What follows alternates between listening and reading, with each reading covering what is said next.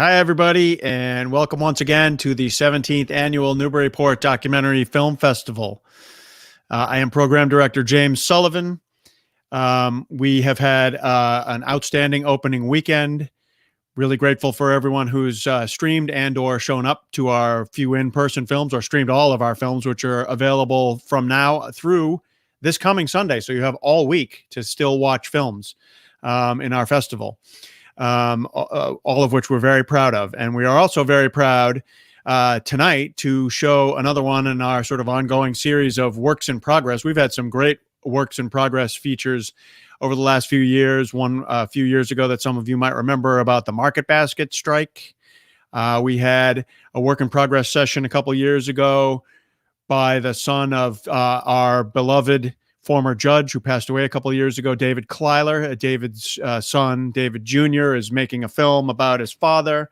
He showed some rough cut footage from that film a couple of years ago. We love doing this. And so obviously this year we're doing this in a virtual setting. We are very pleased to have the directors of who I will introduce in one moment, of Power and Light, which is an upcoming feature film about the gas explosions that occurred right around the corner from us in Lawrence, Massachusetts in 2018. Rose Rosenblatt and Marian Lipschutz, producer Steve, you want to bring them into the room for a second? Hi, Rose. Hi, Marian. Hi. They are two New York-based filmmakers who together produce documentary films under the banner of Insight Pictures.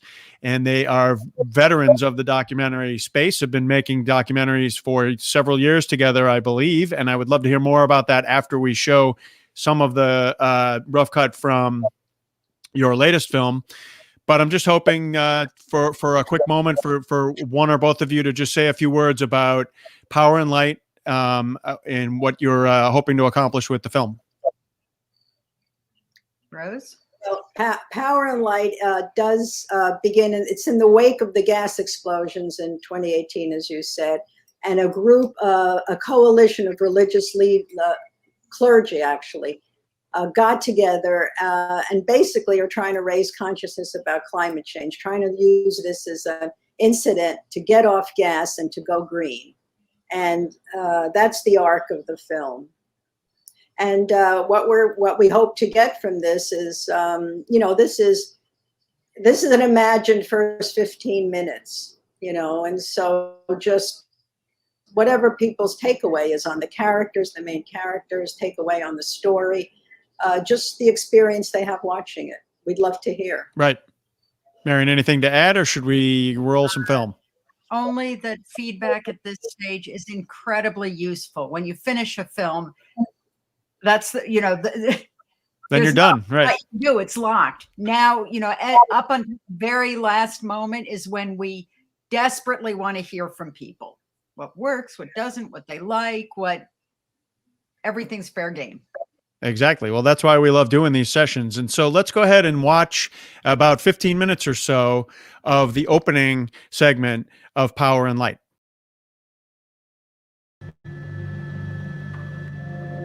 A series of fatal explosions outside Boston on Thursday, apparently from a ruptured gas pipe. 13th, the teenager was sitting behind the wheel of an SUV parked in a friend's driveway in Lawrence. Evacuate all buildings and houses. Evacuate all buildings and houses. Evacuate all buildings and houses. Evacuate all buildings and houses.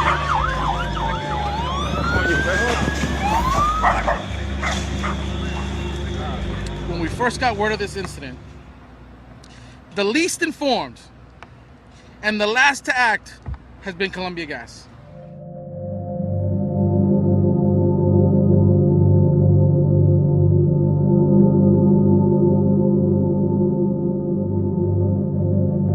There are things that we are going to do to get you back into your homes as quickly as possible.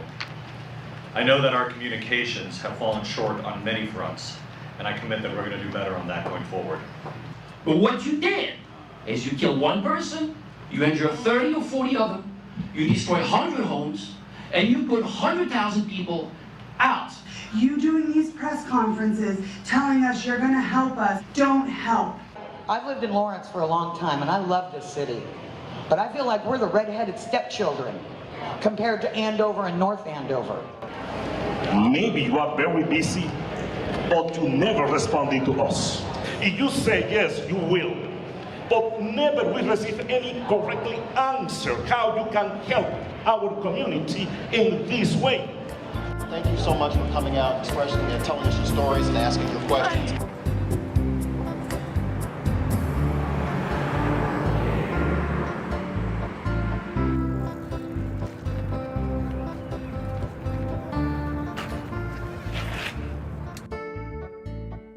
En el día de hoy tenemos con nosotros al reverendo Joel Almonó, con quien vamos a estar conversando e interactuando sobre un tema crítico. Hay diversos, es lo que tiene que ver con la situación del clima. ¿Por qué estamos en este problema y cuál es lo que es lo que se nos sobreviene a nosotros en los próximos años? Cada crisis es una oportunidad para crecer y cambiar. Así es. Yo creo que se ha presentado una magnífica oportunidad para la comunidad empezar a ver que el gas no es la única solución. Cierto, es una oportunidad para volar. Una oportunidad para crecer hacia otro ámbito. Yo creo que es una oportunidad de esta crisis y los pastores y los líderes de fe y los líderes comunitarios debemos enfocarnos a enseñarle a la comunidad que pueden haber otras fuentes alternativas de energías que no es el gas.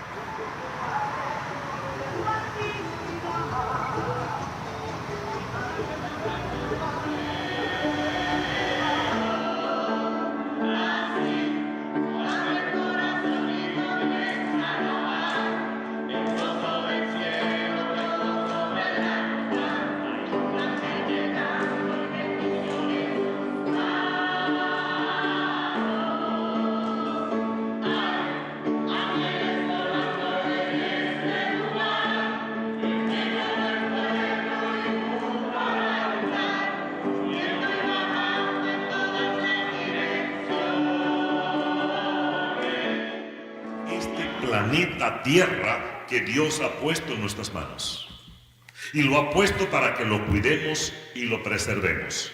No tenemos otro lugar a donde ir. La gente está experimentando por ir a Marte o buscar otro planeta, pero yo no sé si eso viene. Yo lo que sé es que mientras tanto estamos en este planeta. Que Dios te bendiga grandemente. Que ya no me hace caso porque ya es tan grande.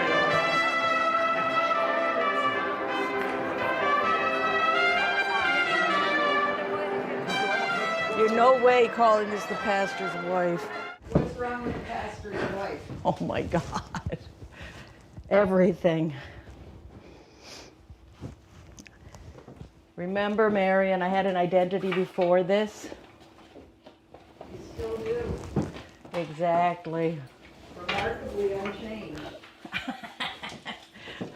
You're the one who always said to me, Marion, the last person I would have expected to marry a priest is you. All right, where are the keys I'm supposed to be bringing? ¿Tú dirías que tu matrimonio, viendo una esposa que estaba muy metido en todas esas cosas, te hizo alguna influencia? Tendríamos que decir que sí, porque dicen en mi tierra que tú, si te juntas con el cojo al año cojea. ¿Ah? Entonces, tú estando mucho ligado en eso, al principio yo no le puse mucha atención, pero al ver lo que está pasando, hubo que aprender y tomar conciencia. Este viernes pasado vino una delegación de Washington para explicarnos el porqué hace un año del desastre del gas en Lawrence. Eso fueron fallas humanas. Pero ya que estamos, vamos a echar esto para adelante. Pido sus oraciones, pido su respaldo, porque es, como yo le decía a Susana, somos los peones que estamos adelante, pero este es un pleito de David y Goliat. Querramos entenderlo o no, este es un pleito de David y Goliat. Goliat son esa compañía multimillonaria.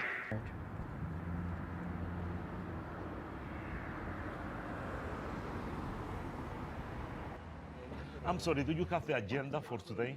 Could you give us this agenda? Así no. Dando el secreto a todos nosotros. Hubo uno que utilizó el Estado para ver las quejas que habían sobre Columbia Gas. Se hizo en Lawrence. Realmente habíamos como 3 personas. Y lo primero que yo dije fue, ¿ustedes saben por qué la gente de Lawrence en Lawrence no participó? Porque ustedes no le llegaron a nadie la invitación, ni le dijeron dónde era, ni cómo era, ni recibimos ningún tipo de información. Quizás no le ha llegado la información que tenemos nosotros a la mano ahora. Mucha gente no ha podido llegar a esta reunión, posiblemente está desinformado. Y en otro lado estuvimos hablando con el Estado para decirlo, la experiencia que tuvimos. Que el problema de salud mental sigue, las personas están muy traumatizadas. El asunto es que lo que hemos oído, y a lo mejor ustedes también, que realmente en un lado la gente no quiere el gas, quieren buscar qué otra cosa se puede tener. Que tenemos más energía solar y que queremos empleos verdes.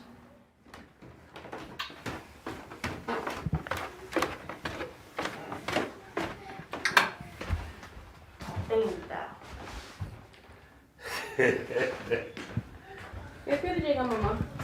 Ella dijo que llegaba a las 6. Estaba buscando... Sí, porque le puse el chocolate en la nevera. Entonces, ¿qué? Oh, se fue. ¿Dónde está? ¿Dónde está? Hola, mamá. Llegué por fin. Yo pensé que tú llegabas a las 6. No, yo no Sí, llegué a bueno. las 6. I'm here earlier. Yeah, Sí. it's like 5:30. Bien, Nothing wrong with organizado. that. That's early for me. Right? Yeah. Ok, entonces yo no estoy en la oficina. Me voy para enviárselo de nuevo. Hello. Ok, ahora tú vas a hablar sobre el programa de entrenamiento para gente estar entrenado a trabajar en insulación. Ok. Todo Eso para mañana. Exacto, eso para mañana. Nos vemos. Ok, nos vemos. Papi. Dios te bendiga. Nos vemos en un Nos momento. vemos en un rato. Ok. So here we go. So you see the tank, right? Right. So nothing, to our eye, there's nothing. The No, naked eye, we absolutely see nothing. nothing. It's just fine. But then they use this kind of machine now that they can look and see. Oh my God. Isn't that incredible? That is insane. Right, and all of that stuff coming out that we can't see. That's heat? No, that's methane gas. That's deadly. That's right. And do you remember that that is more potent than carbon dioxide? Of course it is. That's insane. You know what's crazy about it? All of these companies, if you look on their website, they say things like, we're looking to lower our carbon emissions by 80% by 2030. But we don't know. We don't know because it certainly doesn't seem like it. Did you know NiSource, the parent company of Columbia Gas, has that on their website? No. Oh my God. Exactly. They didn't want to put in anything that was high efficiency. When I know. So how are you going to achieve your goals if you don't take the necessary steps to get there?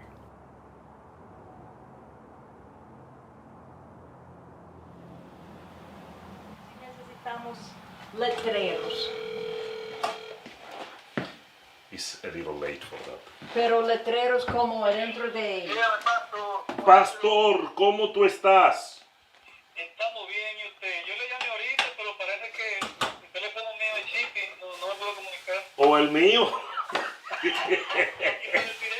¿Podemos contar con su vehículo para mañana? No tenía la de Leonor ya, yo vi un texto ahí que Leonor dijo que amén. Sí, pero Leonor me dijo que lo dele 15. La de nosotros 15 también. Entonces entre dos hacemos 30. Lo único, ay Dios mío, que yo no sé, yo pensaba enviar a unos hermanos, pero no pensaba ir, ¿no? No tenía, si yo le doy la mía, va a tener yo que, porque es comercial y tiene que haber una gente que esté en el seguro, ¿tú sabes? Yo creo que eso es de Dios. Sí. Yo creo que es de Dios para que no vamos a caber todo en la guagua de Leonor. Entonces, si viene contigo, es de Dios para que nos ayude y tengamos tu presencia.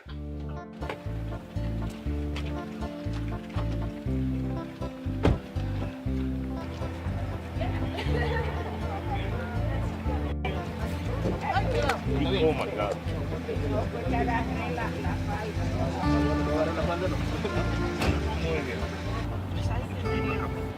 No solamente ellos, son muchos que están así. Entonces hay que luchar porque la comunidad sea beneficiada con este lío. Resarcida por todos los problemas, porque es que realmente tú no te buscaste este problema.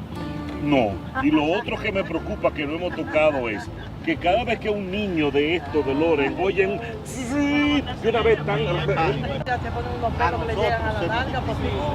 A Loren, porque veo que los trabajos en Andover y North Andover fueron más eficientes y más rápidos. Es otra comunidad, es una comunidad de gente que están alquilando, es una comunidad de income baja. Y es una comunidad también de gente que habla en español. Entonces tiene que hacer la divulgación en otra forma. Más información. No, porque a ellos no les conviene.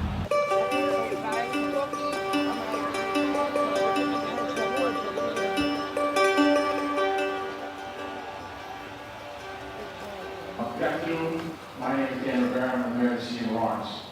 The single largest gas disaster in the state's history by Columbia Gas. No one has been fined. Not one fine has been levied against Columbia Gas. Not one person has lost their job in Columbia Gas for the incident that it could have been avoided. These leaks emit significant amounts of gas into our environment. It is also know that these gas leaks are accelerating climate change, harming the environment. After the disaster, many of us kept saying, thank God. Thank God it happened at 4 o'clock in the afternoon when most people weren't at home. And yet we were still grateful. We were grateful that more people weren't killed. I'm here today because there's a lot of people that would like to bring out their voices.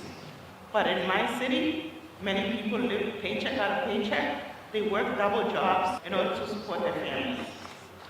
Our community is still in fear, and I think we need an alternative answer to this.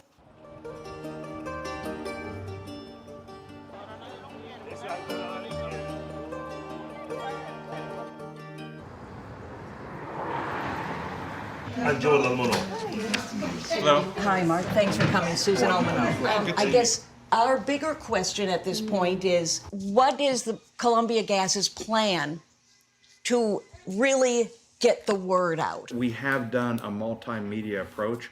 We have posted on Facebook, Twitter. We don't do Instagram at the office. You mentioned the multimedia approach, which I think is very well appreciated, but what we're trying to say is that multimedia is not sufficient. Media is not sufficient. What we're hearing from the community is they need human conversation. So, and that's where we can use your help. Yes, and we can help, but we can't do it all. We are very happy that you are here. We are very happy that you are responding. You are very happy that you have gone to so many meetings, but it is the way to communicate to our people that you need to lay on us, because we are the know who has the knowledge. You can find the adult community here only for 2 ways: radio programs and newspaper, local newspaper. Understand what you're saying in theory. However, we have 2 walk-in centers with bilingual representatives there, and we've only received, I think yesterday, 1 person at each walk-in center. Yeah. That's what we're telling you. It doesn't work that way. We also had...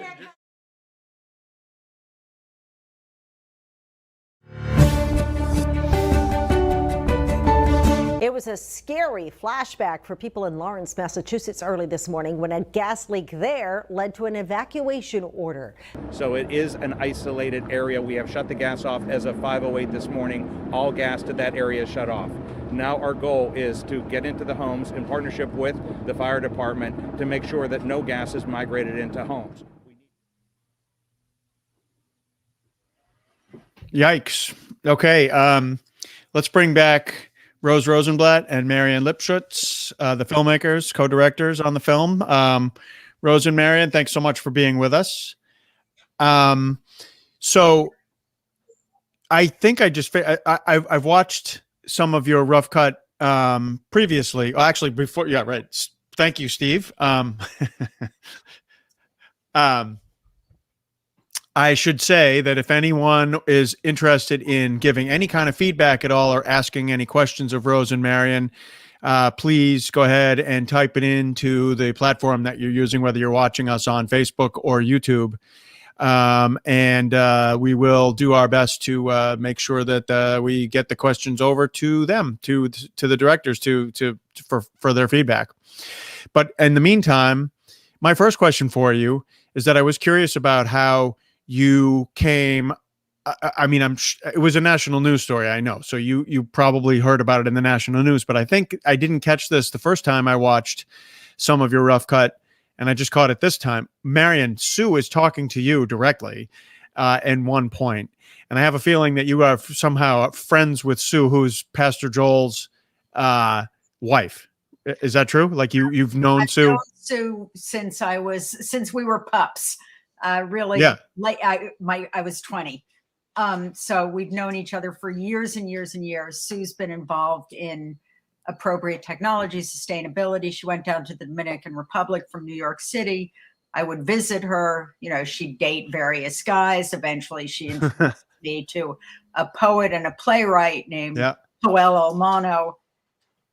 They get somewhere in there. They decide to get married, and then he decides to become a priest, and then they moved back to the U.S. They were and years ago, I wanted to do a film on baseball in San Pedro de Macorís, where they were. Oh, nice, right. Talking to a programmer about it, and I was baseball's huge in the DR. Oh yeah. And San Pedro de Macorís is actually the hub of the baseball program in the DR, right? Yeah. So right. I was down, and I had met up with Sue. We were scouting it. We were all set.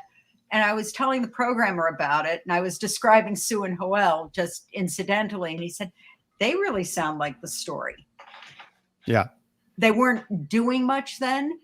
You know, they were going about their lives. But when the gas explosion happened, they really started organizing. And Sue called me up, and she hasn't lost her Minnesota touch. And she said, Marian, you got to get up here. You got to get here. We're doing something. So that's how. So it was Sue actually sort of encouraging you to come do something on. Right. Yeah. Like, you got to get here now. Right. We have a question from a viewer named Alice. Hi, Alice. Thanks for being with us. There's the question. During the months of no action, were people still displaced from their homes?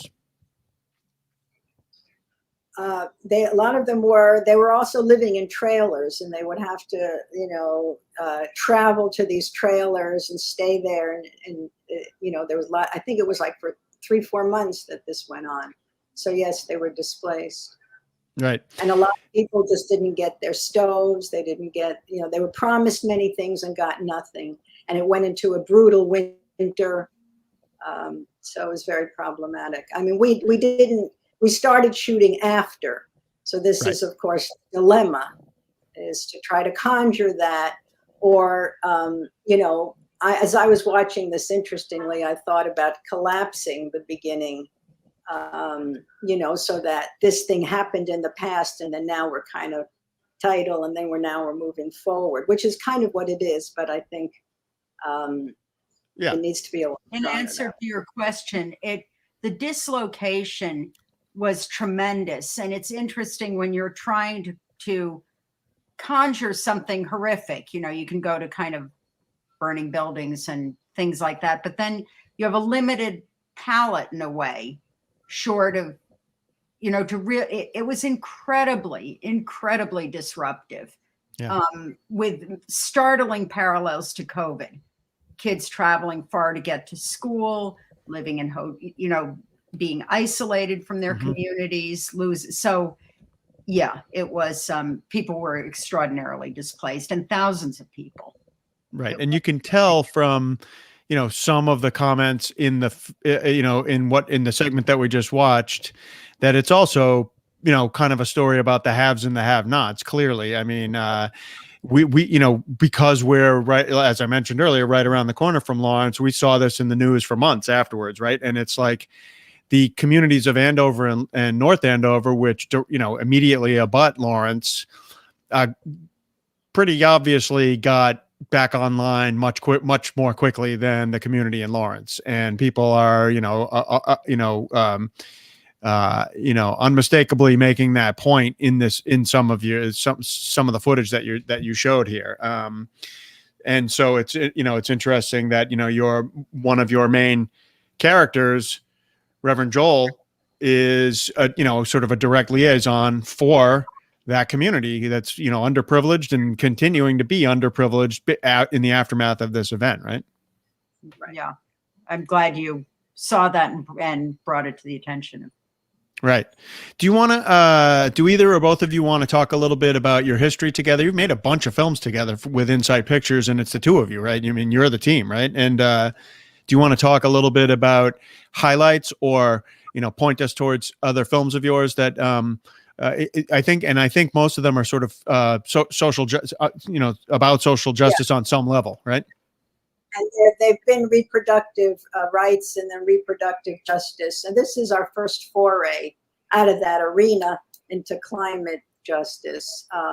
So it is a social issue, but we always do tell the story through characters. We find characters, and that's one thing we really want to do with this film, is develop the relationship between Joel and Sue much more, so that they're working together and all that, but also the cultural stuff that they get into. There are great pieces we have, but we just haven't found a way to get them into the film yet, but we're working on it.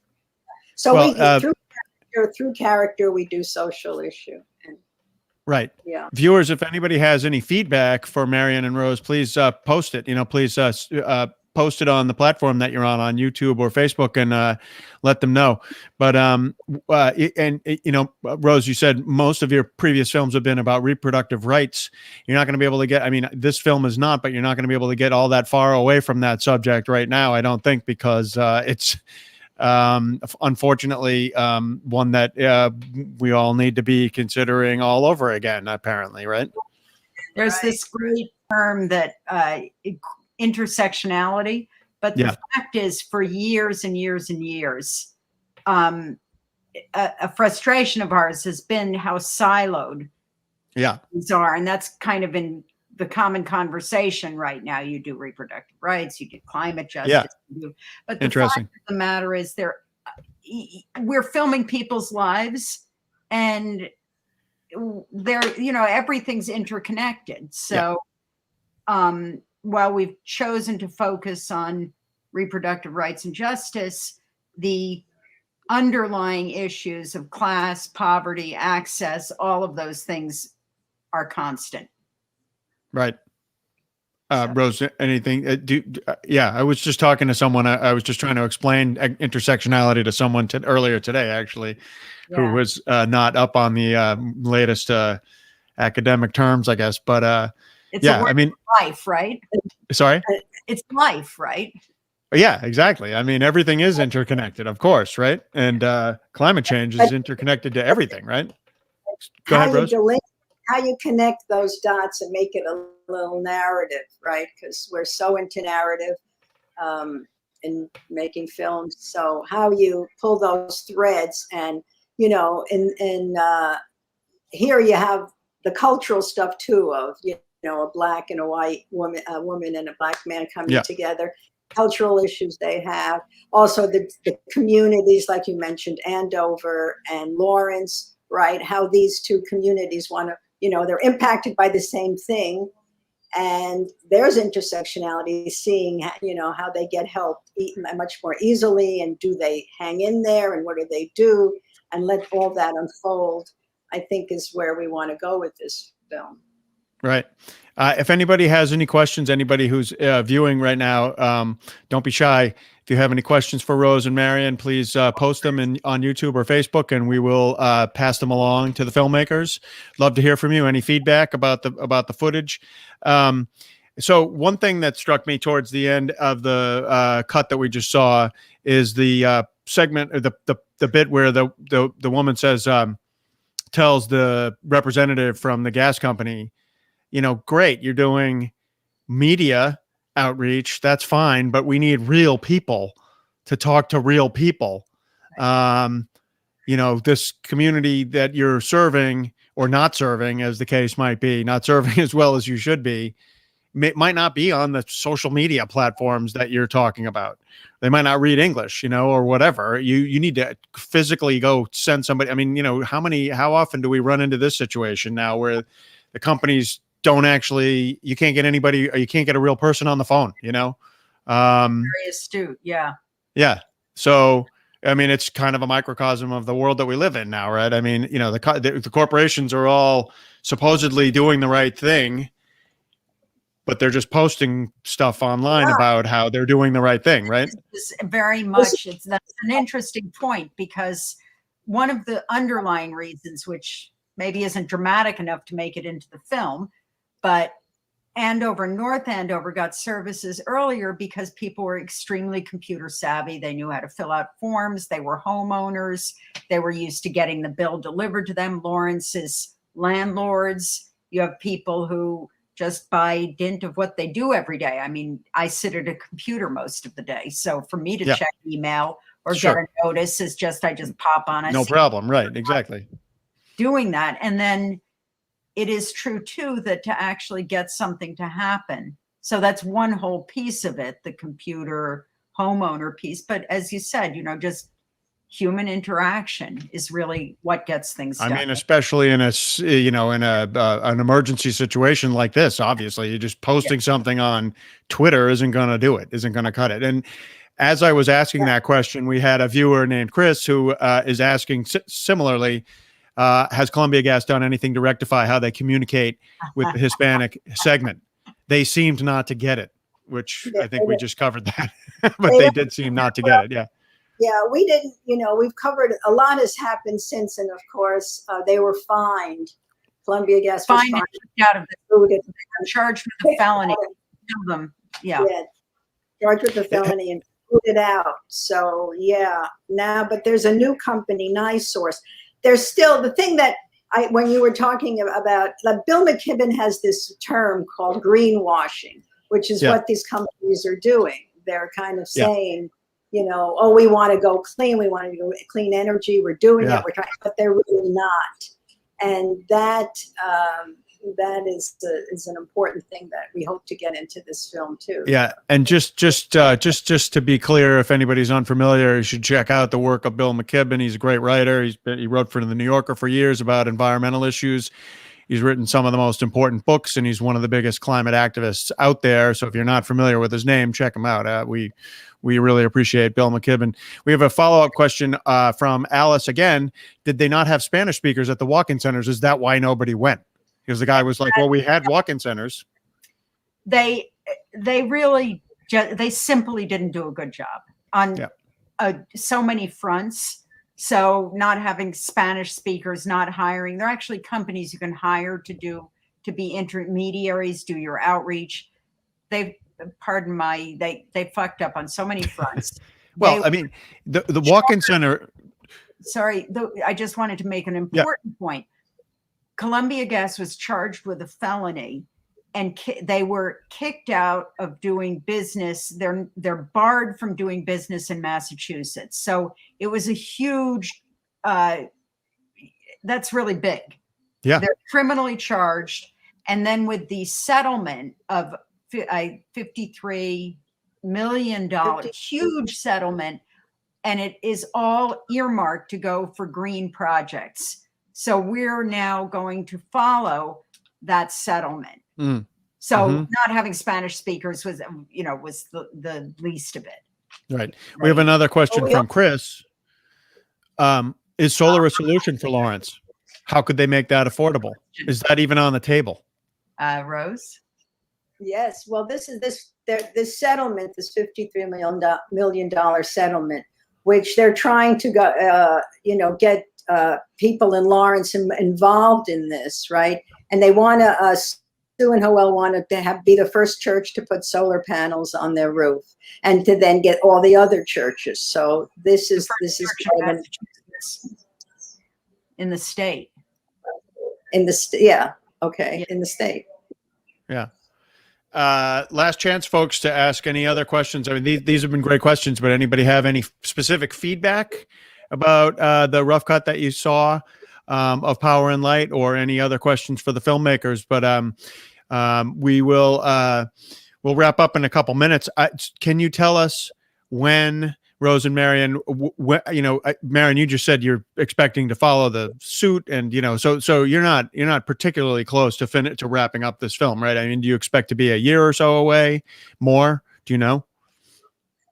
Well, I mean, depends on the Attorney General in Massachusetts. Yeah. Okay. Right. Right. I mean, we are slaves to reality. But it'd be great to say a year. It would be great to say a year, but a year thereabout. Settlement has a number of green projects. We would like to show a solution, not just have this be, here's the problem, get off gas, but also show what getting off gas looks like. There's a movement called Solar Equity, which is putting solar panels into underserved communities, and they have done an aerial survey of all the churches in Massachusetts and decided that Lawrence will be the first one, I believe, nationally as part of this. There's an organization that does partnerships to do solar. They're doing green job training that Sue's involved with. There's a lot of different initiatives coming out of the settlement that we would like to show, and that will all happen in the next year. Okay. We have another comment from, I think this is a different Alice, actually, because she spells her name differently. So apparently you have to be named Alice. We know Alice. Yeah. No, I could tell from this. Right. Thank you, Rose and Marion, for making yet another important film. And then Chris, who's asked a couple of good questions, says, good luck with the film. It's a labor of love and conviction. Any final words that you'd like to mention about the making of? I mean, I just asked you about the timing, and obviously you're still in progress. That's why we're doing our work in progress session. But anything else you'd like to say about the film or the time that you've spent in Lawrence?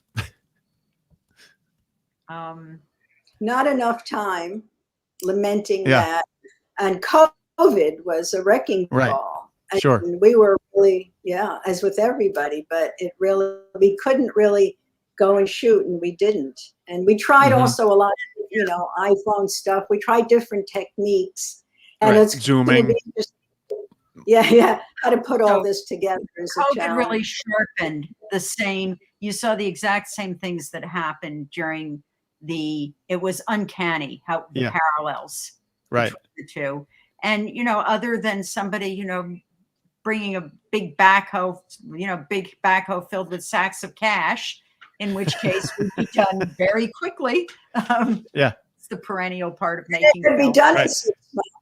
Yeah. Well, the next time I hear about that happening with a documentary filmmaking team, I will be sure to let you know.